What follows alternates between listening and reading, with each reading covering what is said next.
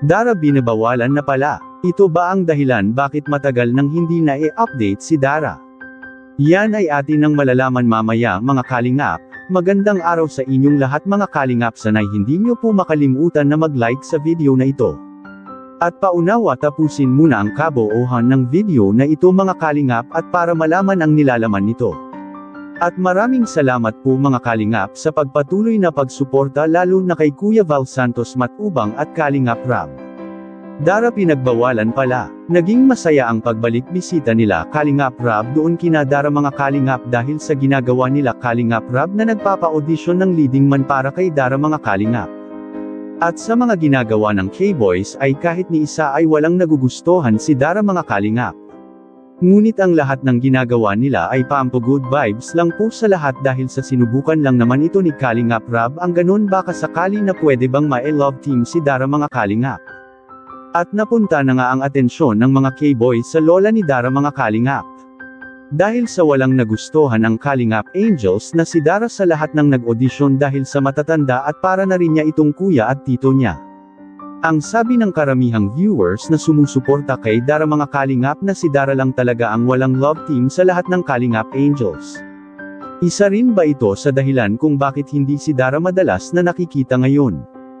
Well, yan ang ating sasagutin mamaya mga kalingap. Mabuti na ang kalagayan ni Dara ngayon mga kalingap dahil sila ay mayroon ng magandang bahay at maayos na nakakapag-aral si Dara sa kanyang paaralan ngayon. Maraming humanga kay Dara mga kalingap dahil sa talagang nagsisikap itong makakatapos sa buhay at ang kanyang focus ay walang iba kundi ang pamilya lang niya at pati na ang kanyang pag-aaral. Kaya isa ito sa mga dahilan na hindi pumasok si Dara ng mga love team at para makapag-focus siya sa kanyang pamilya at pati na rin sa kanyang sarili. Dahil sa alam naman nating lahat mga kalingap na si Dara na ang naging tatay at nanay ni Bea simula nang iniwan sila ng kanilang mama mga kalingap. Kaya hindi talaga si Dara makukumbansi kaagad na magkaroon ito ng ka-love team mga kalingap. Dahil sa inaasahan siya ng kanyang kapatid na si Bea. Lalo na ngayon mga kalingap na ang tatay ni Dara ay wala na naman sa piling nila ngayon at si Dara na naman at ang kanyang lola doon sa bahay nila ang nakatira ngayon.